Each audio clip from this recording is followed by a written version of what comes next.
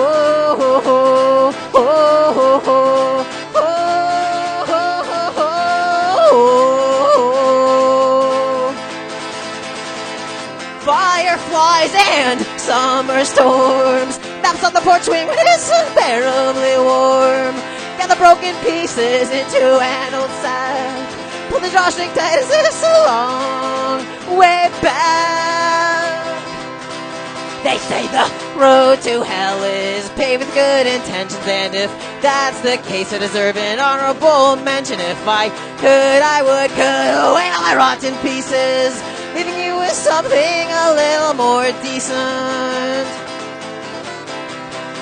I've got no life to let me stop you living yours. I'm staring out of the window with an open front door, and I fucking swear one day I'll grow a spine, forget everyone else's back and start focusing on mine.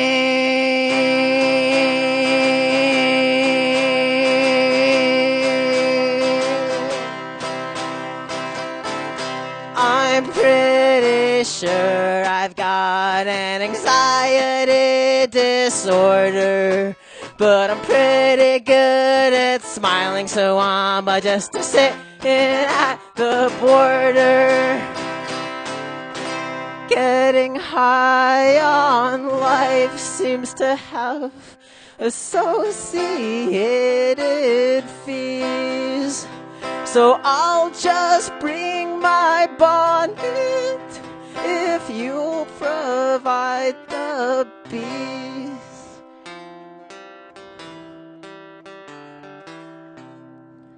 Sweaty sheets, ow, dirty bare feet, ow, overwhelming heat from the sun. Devil claim me and rename me. Devil claim me, bleach all this mess from my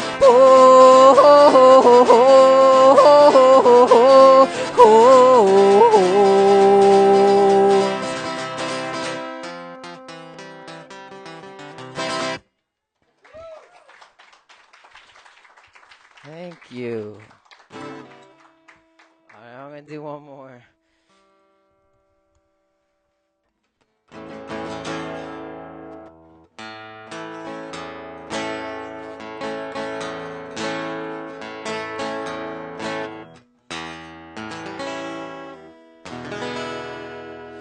Oh, it's astounding. Time is fleeting. Madness takes its toll. But listen closely, not for very much longer. I've got to keep control. I remember doing the time warp, drinking those moments when the blacks would hit me, the void be calling. Let's do the time warp again. Let's do the time warp again. It's just a jump to the left, and then a step to the right, with your hands on your hips. You bring your knees in tight, but the pelvic thrust, it really does you insane. Let's do the time warp again.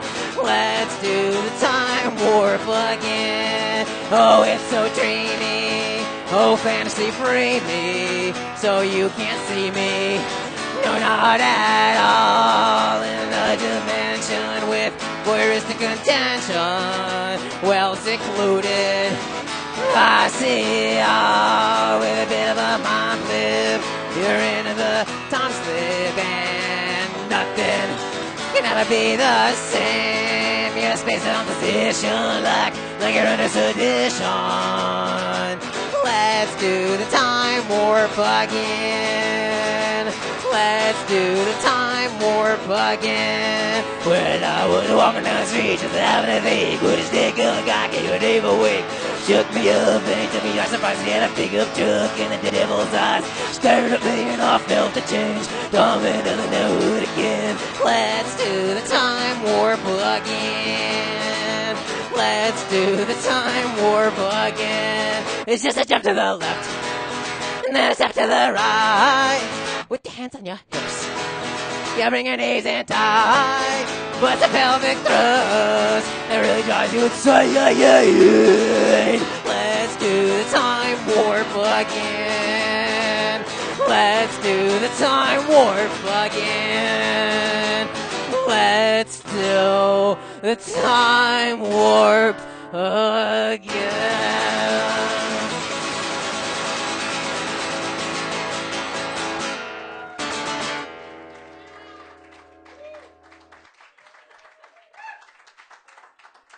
Thank you.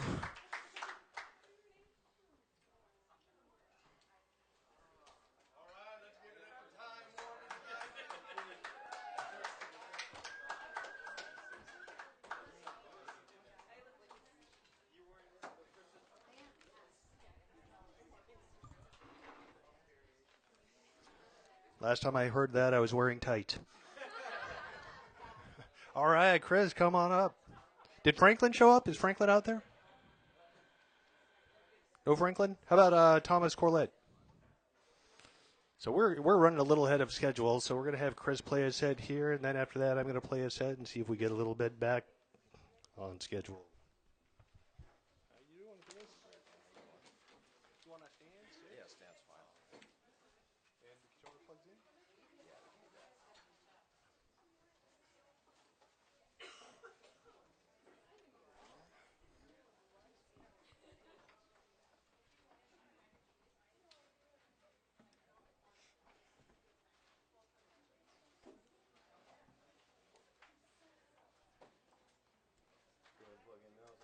Oh, yeah, go ahead and plug that one in. All right, cool.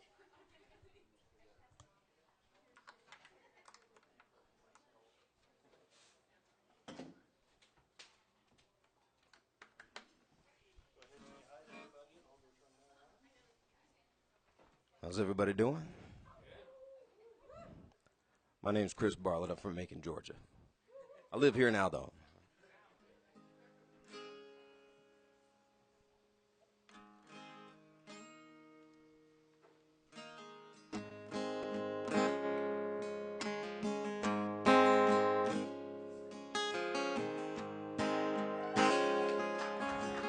Song by one of my heroes here.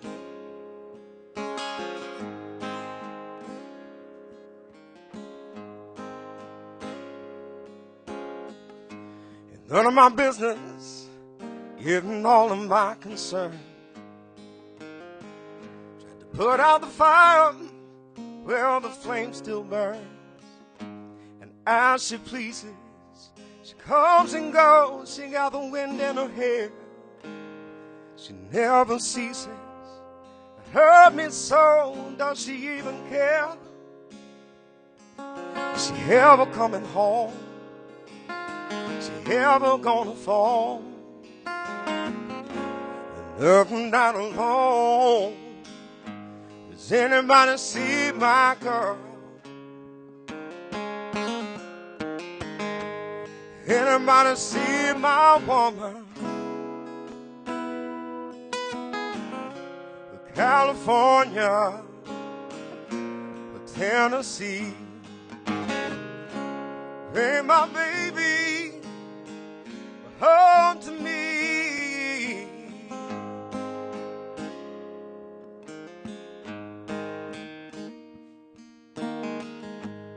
Where am I going?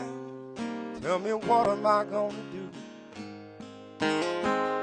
No, I'm not crazy, I'm just hooked on you. So go on and leave me endlessly. Let me know if you did. Either way, you wouldn't let it show. Is she ever coming home? Is she ever gonna fall? No, not alone. Is anybody see my girl? Anybody see my woman? California or Tennessee. Bring my baby home to me. Does anybody see my girl? Anybody see my woman? California, Tennessee. Bring my baby home to me.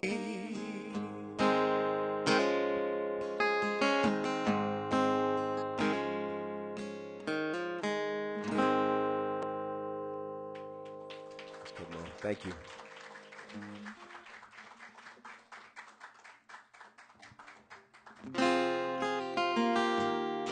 Song I wrote with a friend of mine, Richard, out of Hazelhurst, Georgia, about a slow getaway.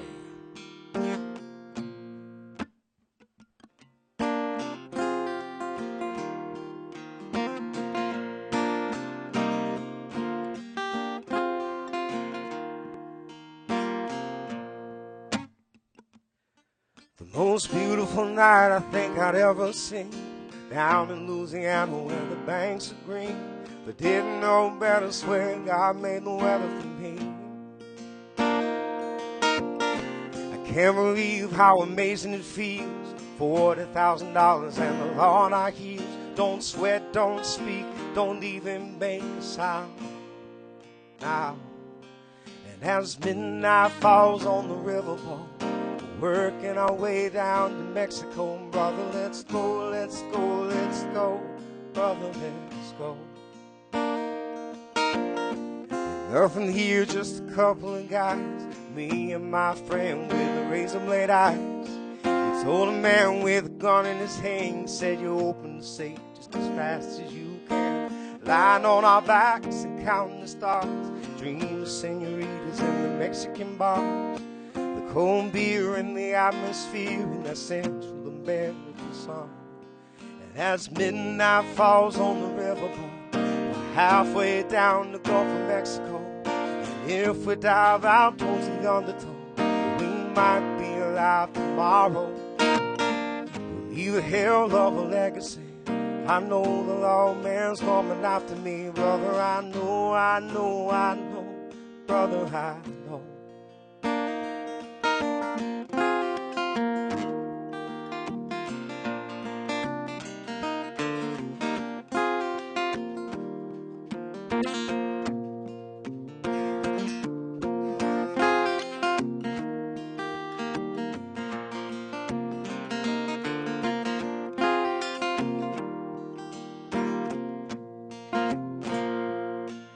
As midnight falls on the riverboat, halfway down the Gulf of Mexico, if the water is warm and moving slow, we might be alive tomorrow. We'll leave a hell of a legacy.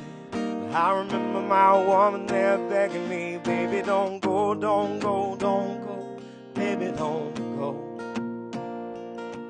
As midnight falls on the riverboat, halfway down the Gulf of Mexico, and if we leap out past the undertow, we might be alive tomorrow. We'll leave a hell of a legacy. Won't let my emotions get the best of me. But I remember my woman there begging me, baby, don't go. Don't go, don't go, don't go. Well, don't go, don't go, don't go. Don't go, don't go, don't go. Baby, don't go. Don't go, don't go, don't go. Don't go, don't go, don't go. Don't go, don't go, don't go. Baby, don't go.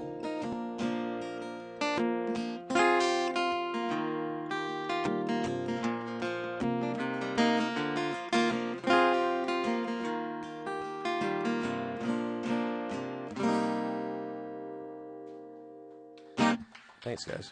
Thank y'all.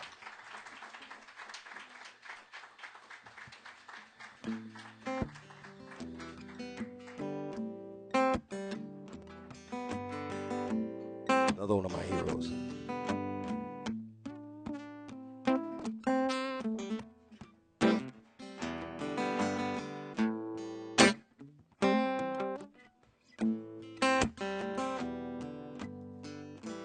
There ain't no sunshine when she's gone. It's not warm when she's away. Ain't no sunshine when she's gone, and she's always gone too long. Anytime she goes away, I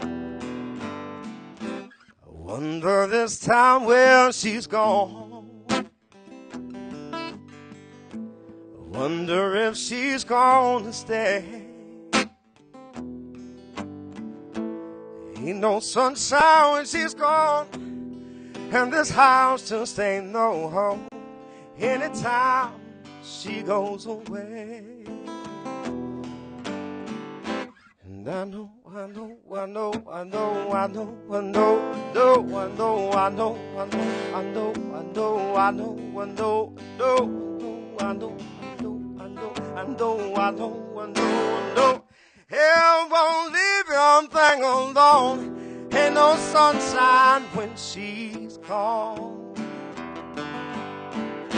There ain't no sunshine when she's gone.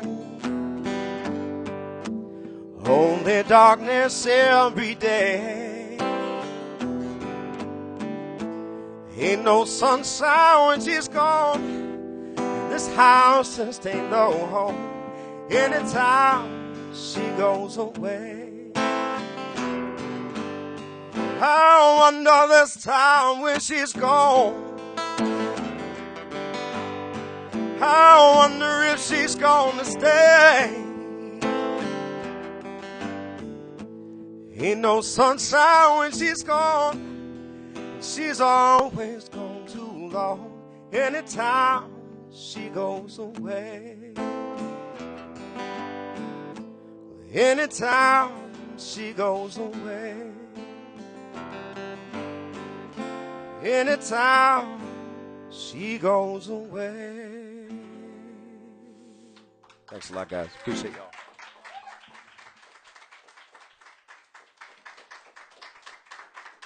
Thank you, thank you.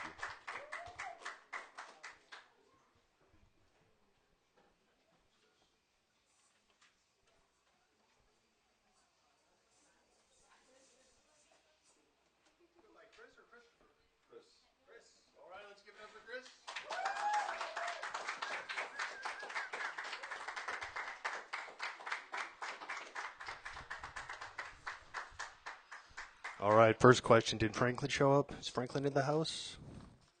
How about Thomas Corlett? Okay, I'm going to do a set here, and then we'll get you up. I'm going to do a set real quick, and then we'll get you. All right. So you're in the green room.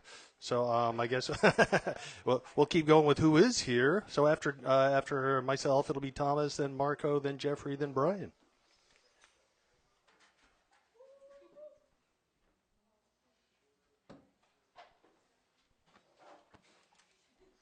And now we'll see if my guitar is plugged in.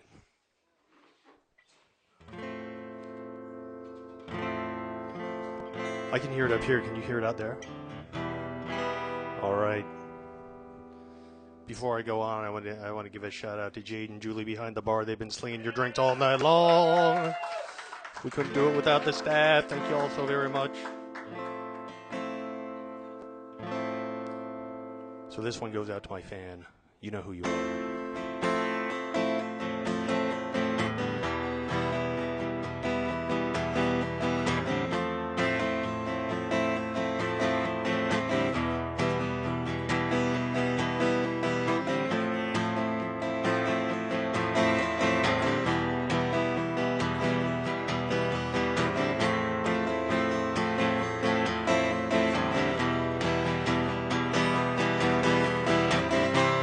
Ground control to Major Tom.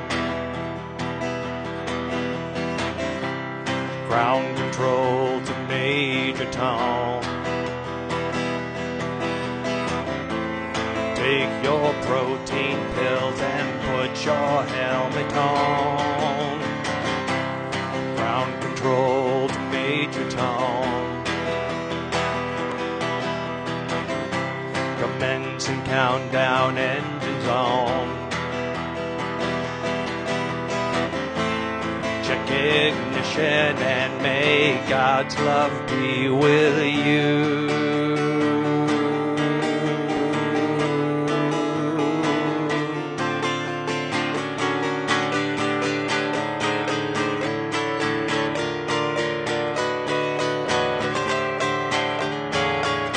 This is ground control to Major Tom.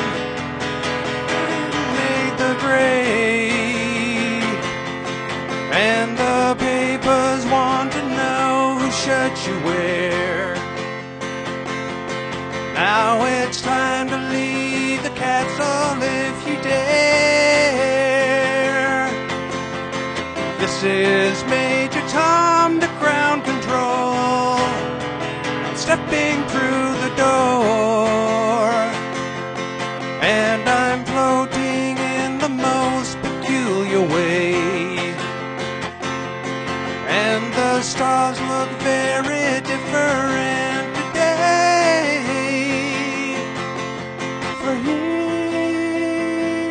am I floating on my tin can, far above the world. Planet Earth is blue and there's nothing I can do.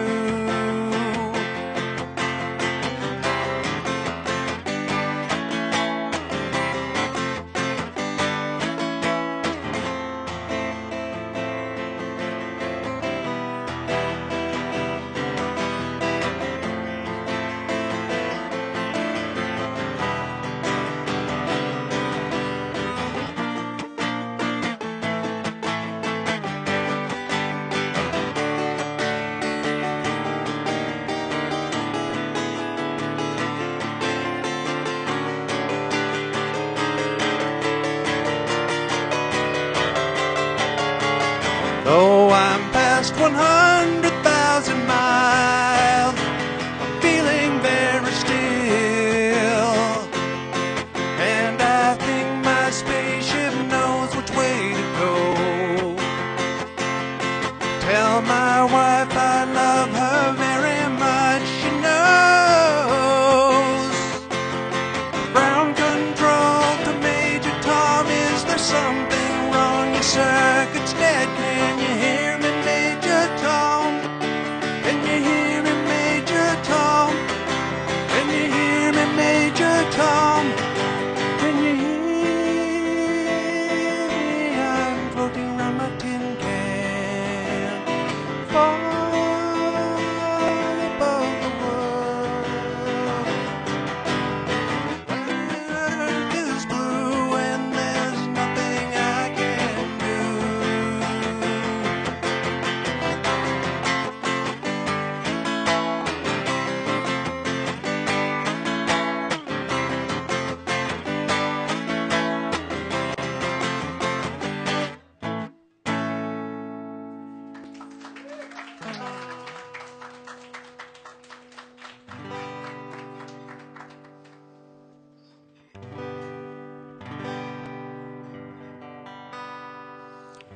Obviously, I don't want to do all these sad songs, but that's all. You know, it's fall, and I'm feeling a little morose. Maybe, I don't know. This song is a really, really sad song. This song is about deep regret, very deep regret. And once again, as I mentioned at the start of the show, I don't sing these songs because I'm sad. I sing these songs to remind me not to be that guy.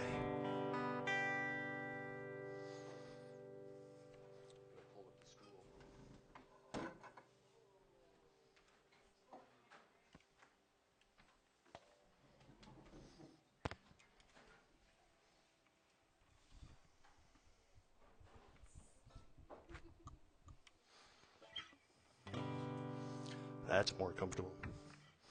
That's more regretful. I wished I'd been smarter. I wish I'd been stronger.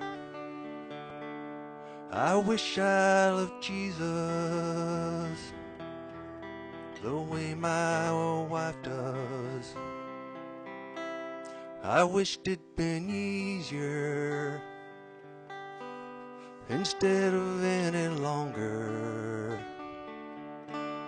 I wish I would have stood where you would have been proud. That won't happen now. That won't happen now. Whole lot of people never gonna be heard, disappearing every day without so much as a word somehow. I think I broke the wings on that little songbird. Now she's never gonna fly to the top of the world, not now. To the top of the world. I don't have to answer any of these questions. I don't have no God to teach me no lessons. I'd come home in the evening and sit in my chair. One night they called me for supper, but I didn't get up. I just stayed right there in my chair. There's a whole lot of singing never gonna be heard, disappearing every day without so much as a word somehow. I think I broke the wings on that little songbird. Now she's never gonna fly to the top of the world, not now. To the top of the world.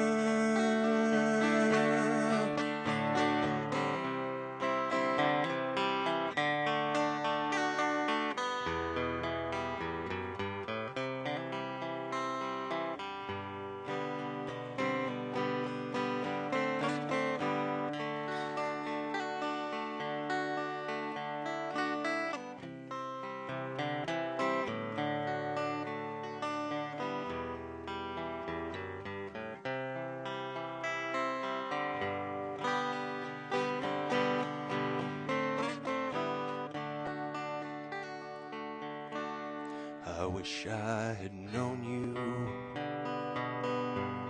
I wish I had shown you all of the things I was on the inside. I'd pretend to be sleeping when you'd come in the morning to tell me goodbye, go to work in the rain. I don't know why, I don't know why. Everybody's saying they just wanna be heard, disappearing every day without so much as a word somehow. I wanna grab a hold of that little songbird, gonna take her for a ride to the top of the world right now. To the top of the world. Oh,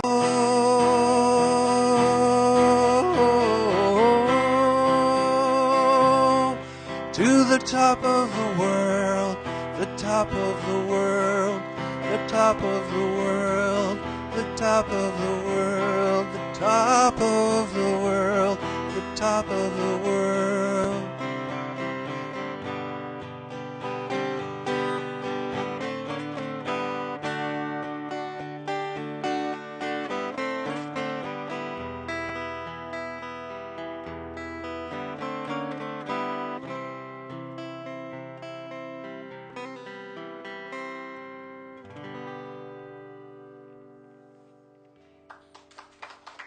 Thank you.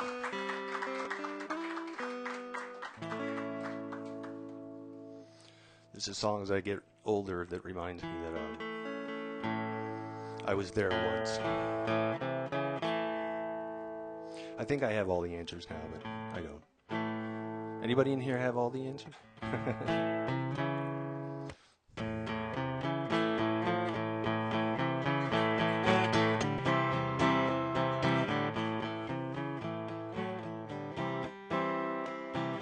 Still don't know what what I was searching for, and my time was running wild. A million dead-end streets. Every time I thought I'd had it made, the taste was not so sweet.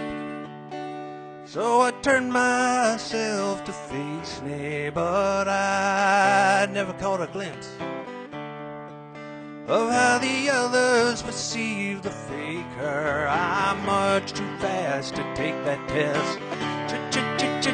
Changes, turn and face the strange. Don't wanna be a richer man. Changes, turn and face the strange. Gonna have to be a different man. Time may change me, but I can trace time.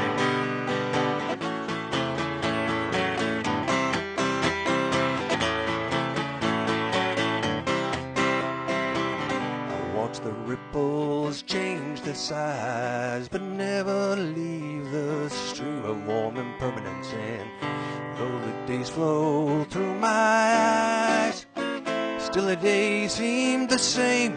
And these children that you spit on as they try to change the world, they are immune to your consultations. They're quite aware of what they're going through.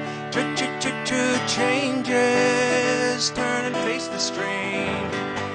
Don't tell them to grow up and out of it. Changes, turn and face the strange. You left them up to their necks in it. Now time may change me, but I can trace time. Strange fascinations fascinating me. Changes are taking this face I'm going through. Changes, turn and face the strange. Oh, look out, you rock and rollers. Changes, turn and face the strange. What do you know? We sure as hell got older.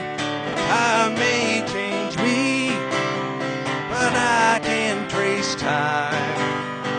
Time may change me, but I can trace time.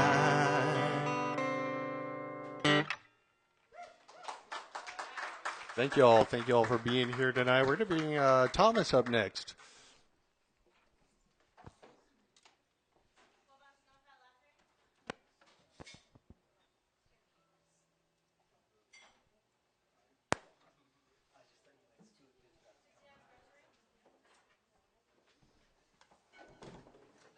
I'll plug the microphone on this, then I'll plug this one in. Oh, okay. Thanks. Do you use it as a lap steel or straight? Oh, no, I'm going to play like a regular guitar.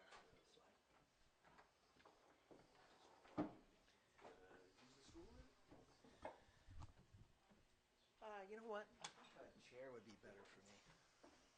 I never can get comfortable on the stool. Thank you so much. Ah, that's perfect.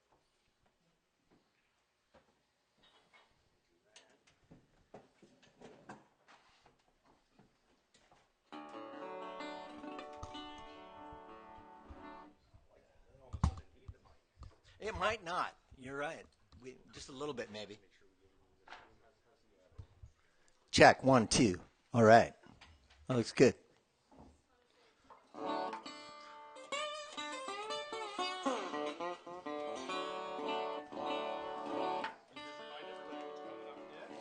All right. All right, after Thomas, we got Marco, then we got Jeffrey, then we got Brian. But for now, give it up for Thomas. Well, thank you. Well, I love this stage. I like this place. I was here a month ago. Thanks so much. I'm glad to be back.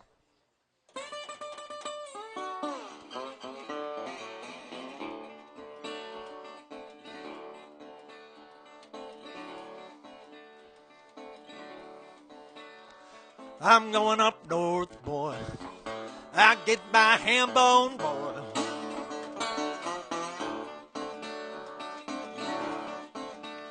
Well, I'm going up north, boy. I get my ham bone, boy.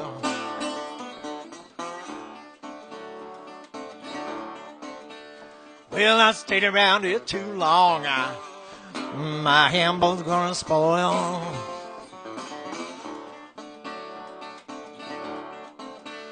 Well, I got a cute little rider. She don't act the way her daddy do.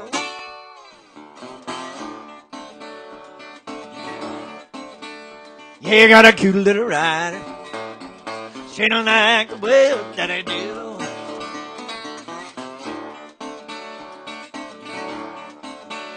We're gonna leave in the morning. I'll change her point of view.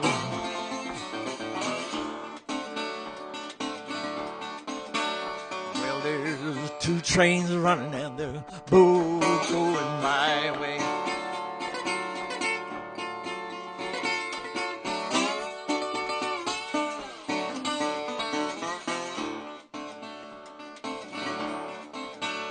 Yeah, there's two trains running.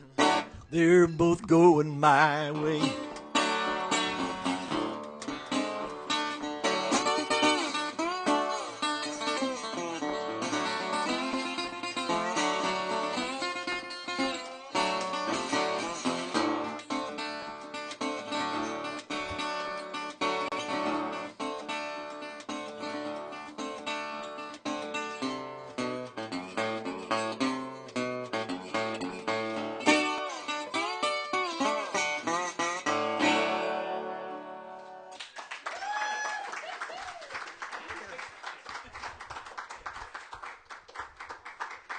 That's what I needed to do.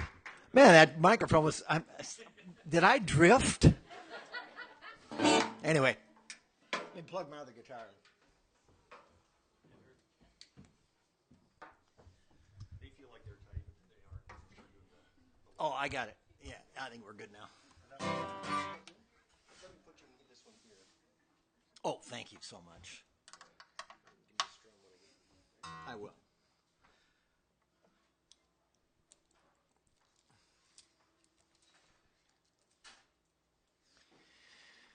Yeah, all right. Well, this next song is by a woman named Susan Warner. Fantastic voice and great songwriting, plays piano and guitar. And she grew up in corn country, I think it was Iowa. And around her, she watched guys grow up on the farm. And they might have had other plans for their lives, but they didn't go away to college. They didn't become doctors and dentists and lawyers and truck drivers. They had to stay on the farm and work because that's the way it was. She wrote a song for those boys called The Barbed Wire Boys.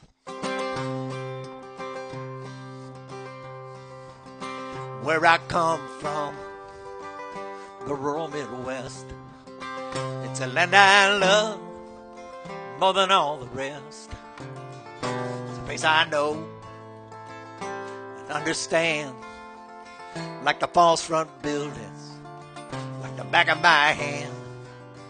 And the men I knew when I was coming up, sober as coffee in a styrofoam cup. There were Earls and Rays, Harlans and Roys. They were full-grown men. They were barbed wire boys. They raised grain and cattle on the treeless fields, sat at the head of the table and prayed before meals. They prayed on our Father, that was enough. Pray more than that, and you couldn't stay tough. Tough as the busted thumbnails on the weathered hands. They worked the gold plate off the wedding bands. They never complained. No, they never made noise. And they never left home, these barbed wire boys. And their wildest dreams were all fenced in by the weight of family, by the feeling of sin. And it'll prick your skin at the slightest touch. If you reach too far, if you feel too much. So their deepest hopes never were expressed, just beat like birds' wings in the cage of their chest. All the restless longing, all the secret joys that never were set free in the barbed wire boy.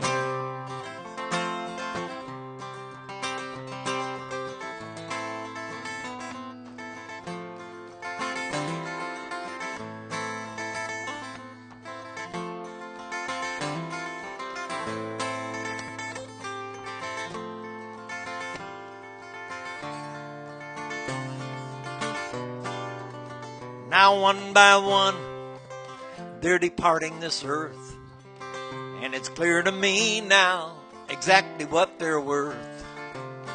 They were just like Atlas holding up the sky.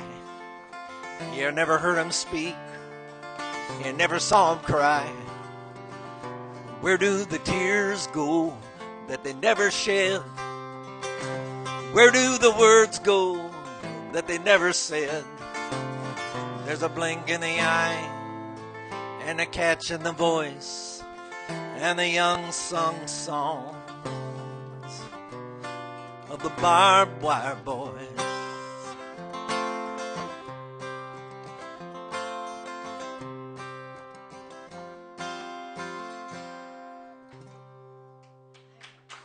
Thank you.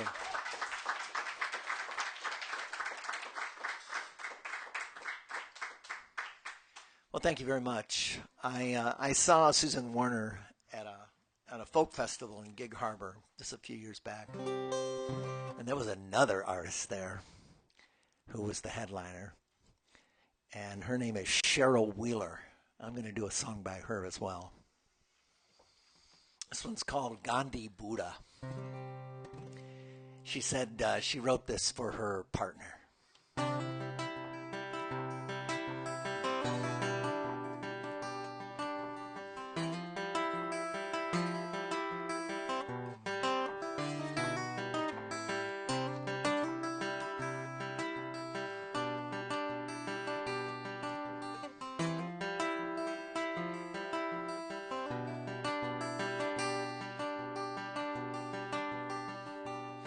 When the wind blows, scatters all these leaves like paper rain, feel these days roll back into our winter lives again. The tangle at the garden fence is brown and dry. You call me out to point at a November sky. Must have been Gandhi or Buddha or someone like that.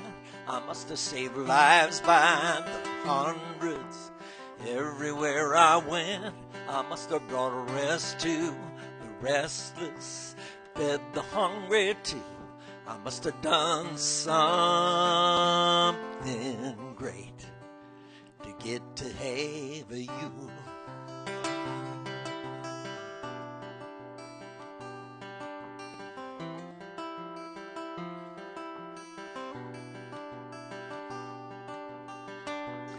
When the cold comes and you are by your fire and fast asleep, I'll turn the light on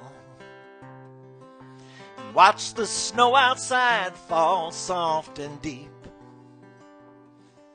And when the winter morning comes all white and blue, we'll watch the dogs run through the field like children do. I must have been Gandhi or Buddha or someone like that. I must have saved lives by the hundreds everywhere I went. I must have brought a rest to the restless, fed the hungry too. I must have done something great to get to have you.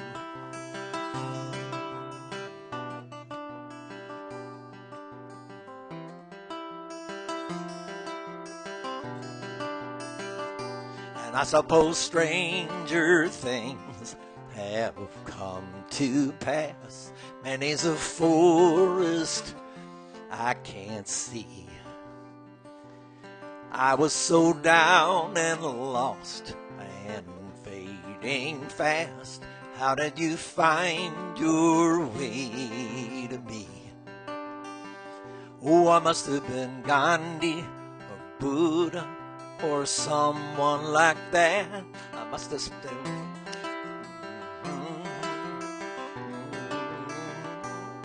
From the rest to the restless, fed the hungry too. I must have done something great to get to have you.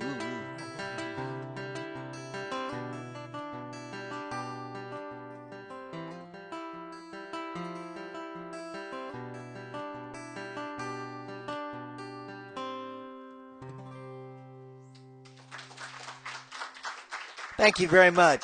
Very nice to play for you.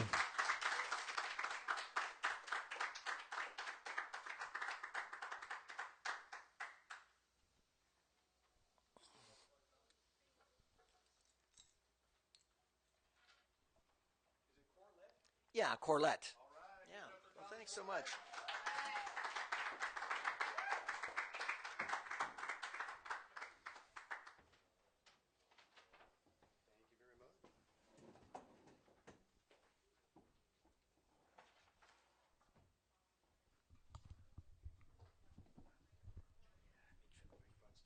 Oh, yeah. All right, great stuff happening on this stage tonight. Let's give it up for all of our artists so far and the ones yet to come. All right, we got Marco coming up right now, and then we've got Jeffrey, and then we got Brian. All right. So my name's Marco, and my form of expression is spoken word, and I started out writing stories and performing them. And for the regulars here, you know that a little while ago I got interested in the moth style of storytelling, where you tell a real story that really happened to you, and no notes, and I'm just really enjoying experimenting with that form. I'm going to tweak it a little bit tonight and read something to start with. So here we go. I'm going to start with an epigraph, and this is from Richard Brautigan's short story called The Betrayed Kingdom, and it's the last sentence in the story. This might have been a funny story if it weren't for the fact that people need a little loving, and God, sometimes it's sad, all the shit they have to go through to find some. So here's the deal. I'm really bad at dating.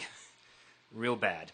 Now, I think I have the capacity to be a great boyfriend, husband, whatever, but the way the system works is you have to date before you can get into a relationship. And more specifically, I'm a pretty intelligent guy, but when I'm with a woman that I'm attracted to, my IQ just starts to plummet, and I start making bad decisions. For example, a few years ago, I was living in California, and I was trying the online dating thing, Match.com, and I was just flailing around a series of one-date disasters.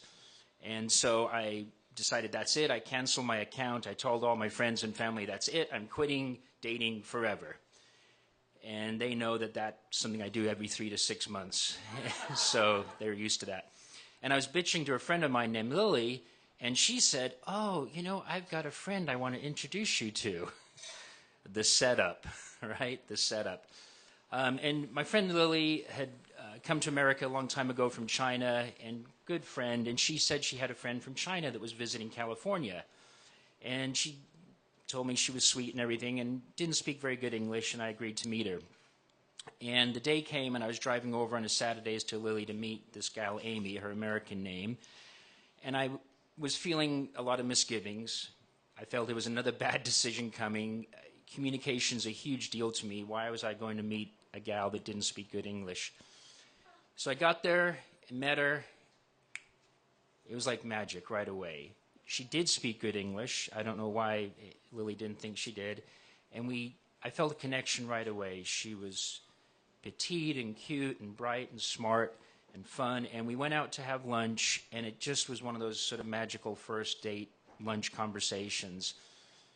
And as it came to an end and I was paying the bill, she asked where I worked. And I worked in town at I'm a producer, and the company I work with has a great office. We do automotive events. There's a Formula One car in the lobby, and I feel pretty proud about the space. I said, sure, I'll take you over there. So we drove over there. I showed her around. Went really well. And then I was like, all right, what do you want to do next? And she said, you're the boss. And that was like, oh, this is great. So we went over to the mall, walked around, talked some more. And then I felt things were okay, let me take her back to Lily's. And then we were driving back, and she said she wanted to see where I lived.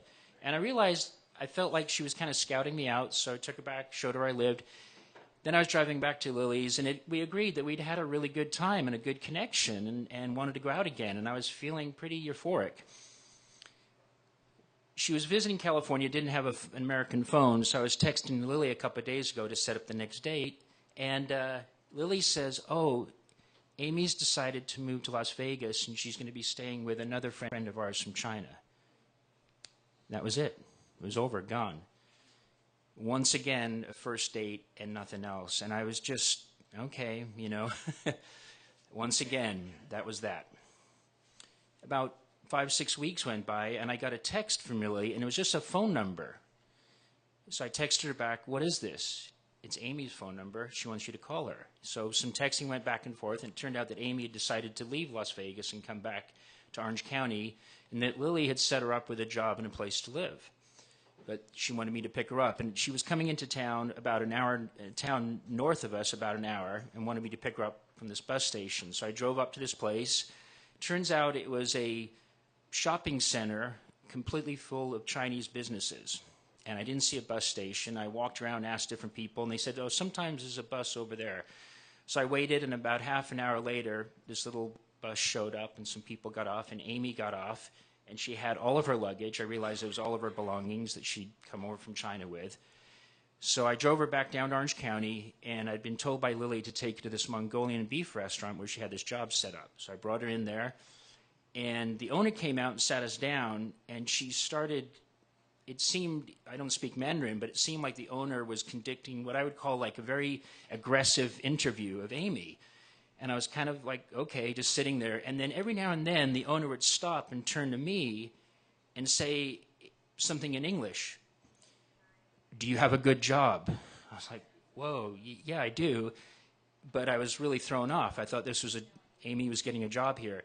They go back to speaking in Mandarin. A couple more minutes go by. She turns to me and she says, do you know this is her second entry into the country? No. So now I'm starting to feel this is a pretty weird situation. More conversation. Then she turns to me and she says, when she gets a job here, she's going to be working long hours. She won't have a lot of time to see you. So now I'm feeling super uncomfortable. I feel like I've gotten into a weird situation. I don't know, am I being set up for a husband with this conversation in Mandarin that I don't know what's going on? So the interview ends, and the owner turns to me and says, take Amy away for a few hours. You guys get to know each other. Bring her back here at 10 o'clock. We're going to take her back to the house where she's going to be staying. Okay. Now, an intelligent person would have a lot of red flags in this situation at that point, but not me. I'm going to go plunge ahead. So I took her down to Laguna Beach, and if you've ever been to Laguna Beach, it's one of the most beautiful places in the world, arts community. Walked around, and you know what? We had a really, really nice time. Great conversation, laughter. I felt even stronger connection to her. 10 o'clock, I brought her back to the restaurant, got all of her luggage out of my car. They took her off into the night to this place that she was going to stay. The next morning, I woke up. Before I went to work, I texted her, hey, Amy, good luck on your first day on the new job. Text came back. I don't like this place. Come get me. So she texted me an address. I drove across town, and I pulled into this beautiful suburban neighborhood. If you're a Steven Spielberg movie fan, he was always a big fan of the suburban American neighborhoods, and that's what it was. Beautiful neighborhood, lawns, kids running around, minivans. Pull up in front of this house, and Amy's waiting outside. She beckons me to come around the back to get her bags. So we walk around the back of this beautiful suburban house. I walk in this door. As we walk into the door, there's a room in the back. It's very bare. On one side of the wall is bunch of storage stuff that you'd see in a garage somewhere. In two corners, there were two single mattresses on the floor. No bed springs, no frame, anything like that. Just two bare mattresses on the floor. There was a guy, one of the waiters from the restaurant the night before, sleeping on one. On the other one, the guy was getting up, putting on his pants, another one of the waiters. Amy leads me through that room into another room, and in this room, again, a bare room, just two single mattresses on the floor. So my assumption was that that's where she'd spent the night, and I don't know who else was in the other bed. Get her stuff, we go back out to my car, and now I'm going to drive her back to Lily's. And at this point, I'm feeling pretty weird. I don't really ask her what's going on, but it seems to me I've stumbled into some kind of human trafficking something kind of thing. And I can tell you, if you're watching CNN or reading the newspaper, you can be a little disconnected from that. But when you stumble into it in real life, it's pretty weird. So I dropped her off at Lily's, and later on that day I'm texting Lily, like, what's going on? And Lily shares with me that Amy has come out to America because in China she had married young, had a child, had a young daughter. The husband left her, so she spent her whole adult life raising this daughter who is now at college. And Amy felt like now she could live her life and had got on a dating site, met an American man who professed his love and wanted to marry her and sent her a plane ticket to fly over to San Diego. And when Amy arrived, he said, well, actually, I don't want to marry you. I just want to have sex with you. So Amy had come up to see her friend Lily, and that's how I got introduced. Then I get a text from Lily saying that Amy's decided to go back to the guy in San Diego. And that was that, I thought. Except me being me, the king of bad decisions, I texted Amy and I said, I want to see you. I drove down to San Diego. I drove into this really exclusive neighborhood. It was very intimidating for me. Beautiful homes. Amy came out dressed in this amazing sort of designer outfit, jumped in the car. We drove to a restaurant. We talked. And after basically, I guess what you could call 1.5 dates, I asked her to move in with me. And she said she'd think about it. The next day she texted me and said no, she was going to stay in San Diego. So I obviously made some bad decisions. I had good intentions. But ultimately, now that it's been a couple years, this is what I think. This might have been a funny story if it wasn't for the fact that people need a little loving, and God, sometimes it's sad all the shit they have to go through to find some.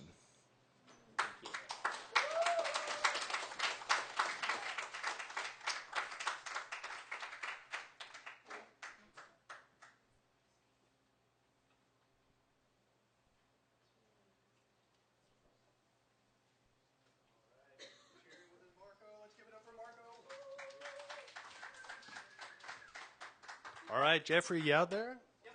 Come on up. What do we got? Jokes.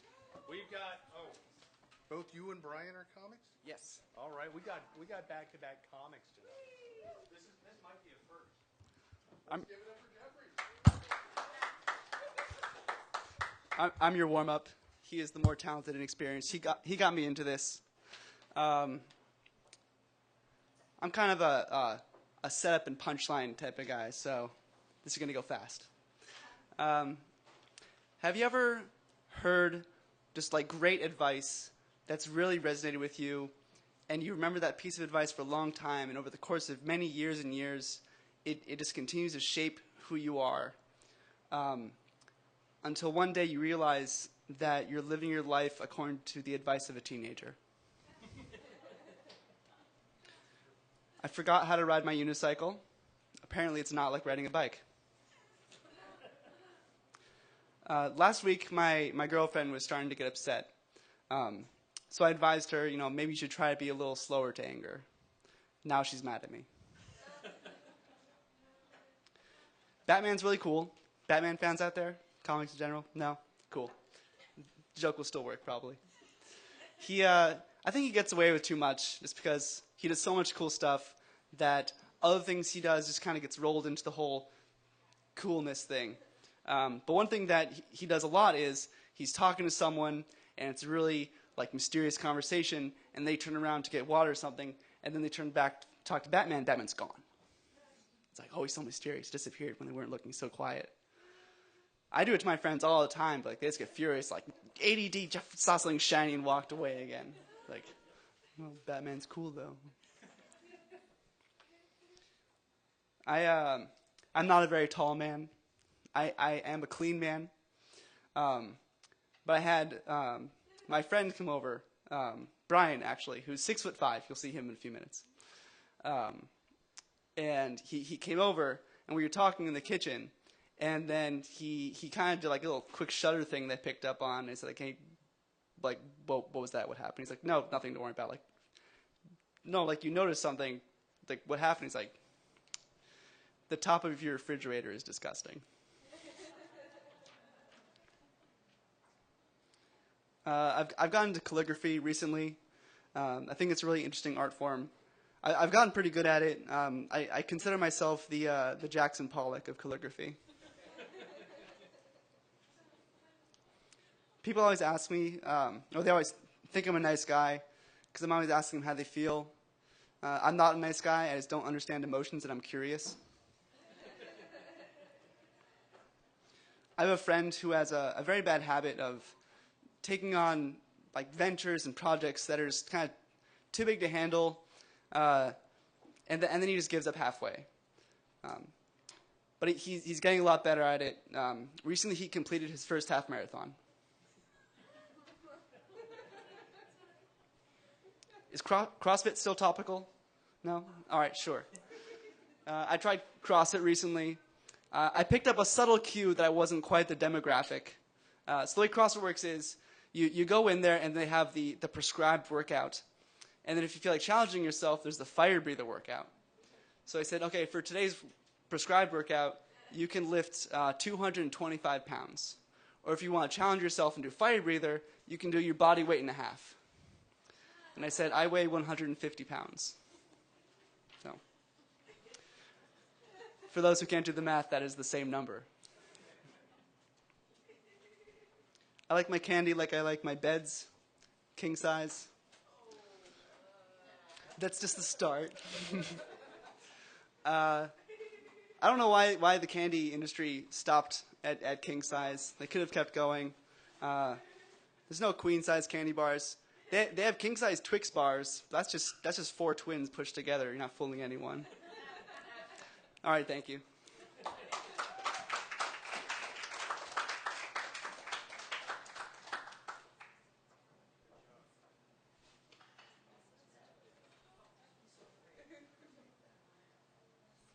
All right, let's give it up for the comedy stylings of Brian. Or Jeffrey. We've got Brian coming up next, and he's taller. Oh, let me say something before you go. Is Franklin here? Yeah. Are you Franklin? Yeah. All right, Franklin, you're going to be up after Brian. Perfect. Is Nick and Greg here? Nick and Greg? How about Steve? All right, might be a short night, but we'll see where it goes.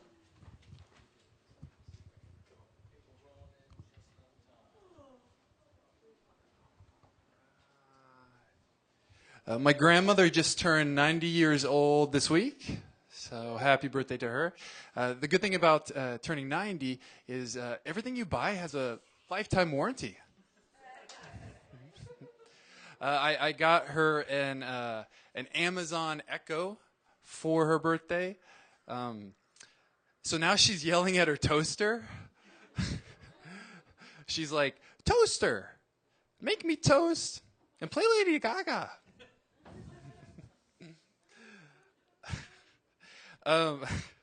I do work at a senior center, though, and it's funny because it's my full-time job. I work with old people, like 70 to 100, and it's funny because they will always eventually ask me if I'm in school, and I'm like, I've been in the workforce for about a decade now, but now I'm not so insulted. I just play along. When they ask me, I'm like, you wouldn't believe what happened at recess today.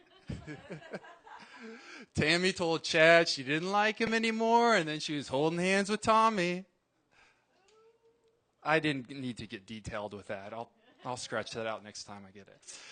So, I was at Starbucks, and they asked me if I spell Brian with an I or a Y.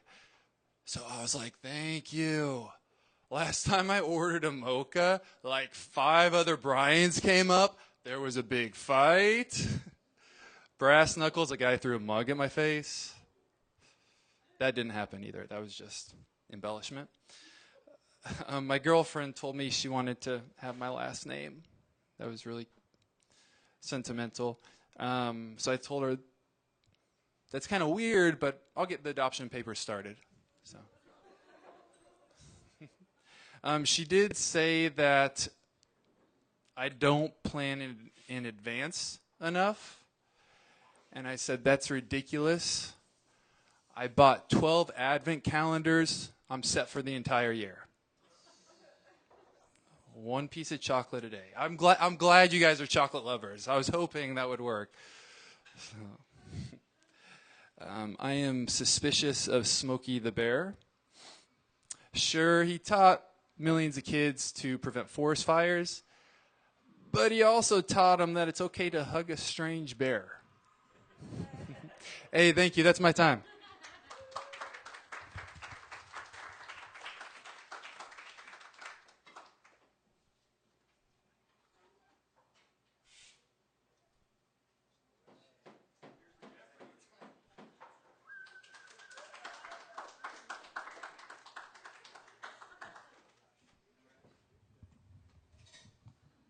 I'm telling you guys, I'm just assuming this, but comedy has got to be harder than music because I don't think you can do comedy without actually offending somebody, right?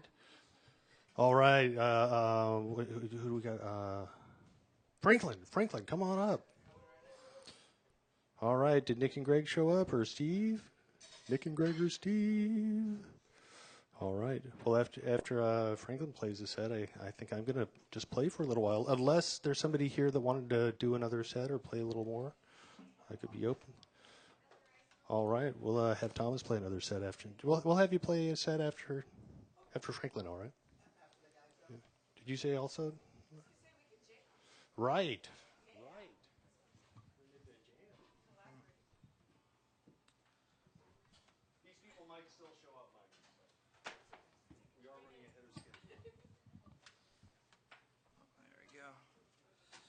Talk about perfect timing. I just literally just got my shit together. Sorry, excuse my language. Yeah.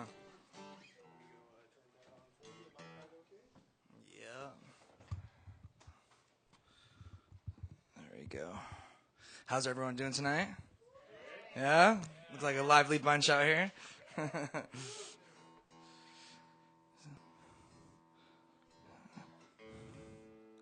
This is actually my first time performing here in a long time. I used to play. I'm 27 now. I used to come here when I was like 20, 21. I haven't played here since, so it's my first time in like 6-7 years. Do you? No idea who those people are, but you have a good memory then. Holy shit.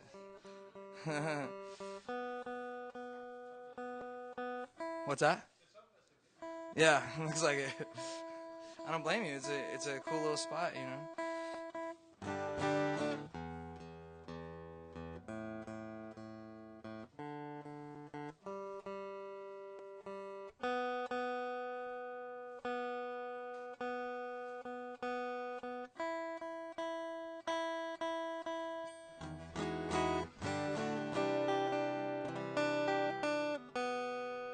Sorry, I'm like OCD about this. There we go. Alright. Have you got the mix all good?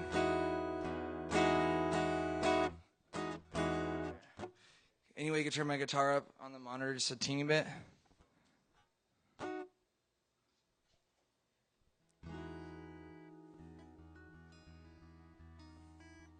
Anyway, you can turn my guitar up just a teeny bit on the monitor.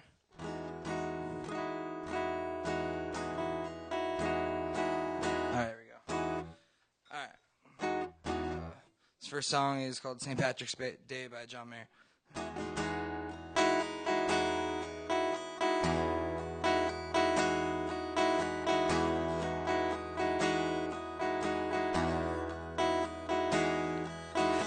here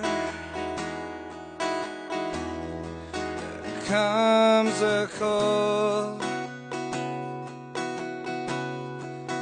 Break out the window close and find a love you call your own.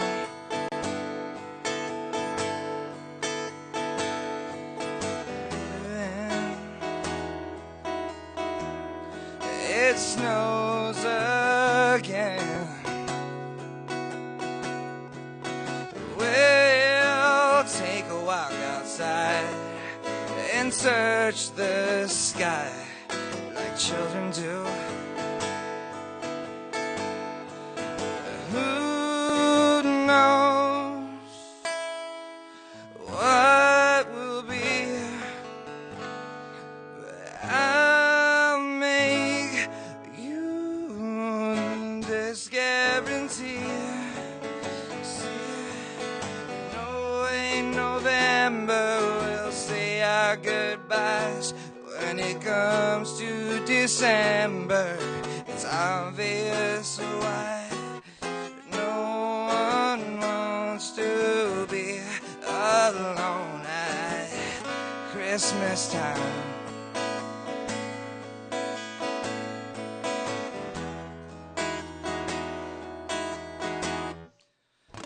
In the dark,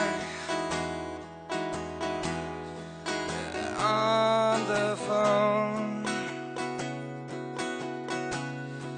you tell me the names of your brothers, your favorite colors.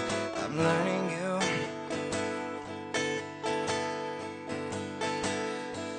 And when it snows again,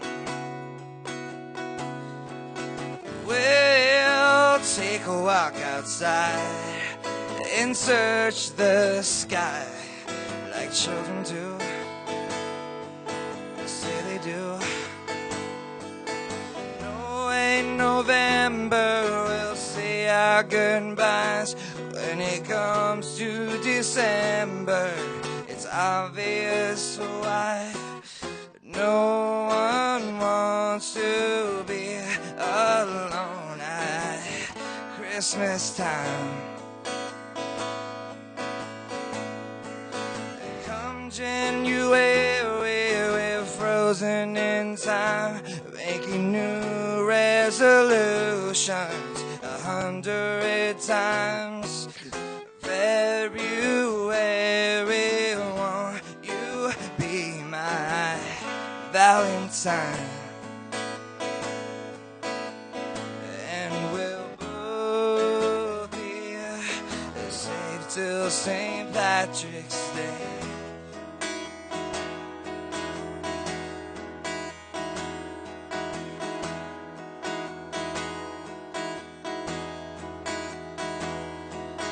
We should take a ride tonight around the London, look it all around the beautiful houses. Something that a blue night on a black night can make you feel more. Everybody, it seems to me, just wants to be just like you and me.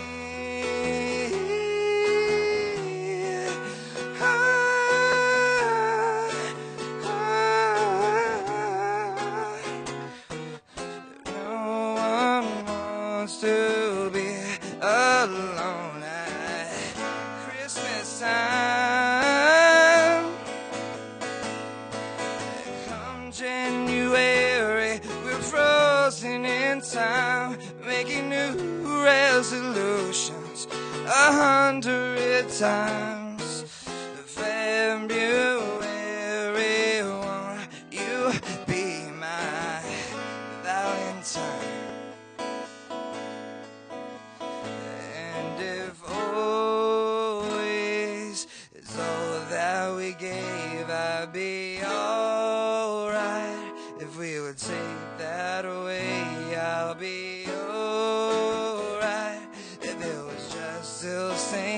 Patrick's Day.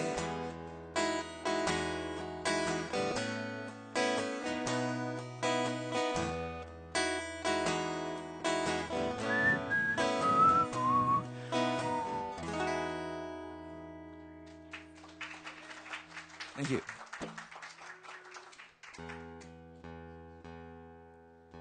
Love that song. Always gets me in the holiday spirit.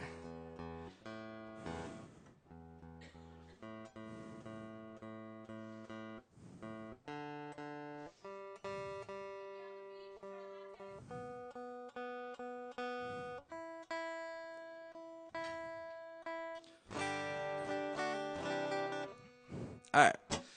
This next song is a cover by Third Eye Blind. It's called How's It Gonna Be?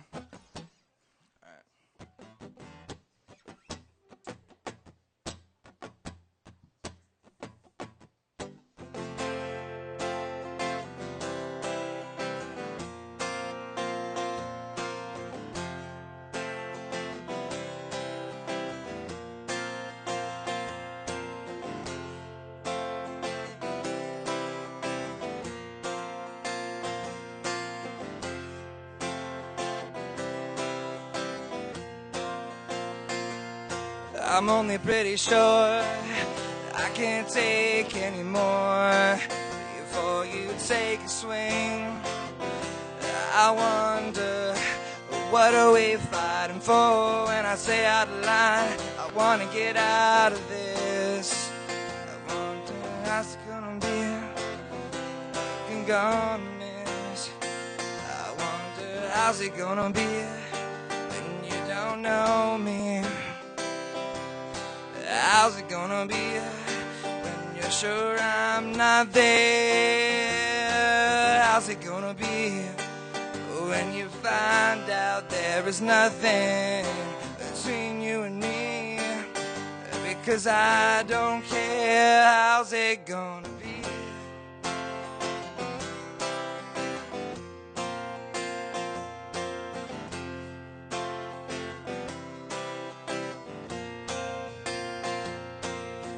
Where we used to laugh as a shout of match, a thought as a thumbnail scratch, the silence I can't ignore, like the hammock by the doorway we spend time in. The swing's empty, I don't see lightning, Lord, that's far, but it was always about to hit me. I wonder how's it gonna be when it goes down. How's it gonna be when you're not around? How's it gonna be when you find out there is nothing between you and me? Because I don't care. How's it gonna be?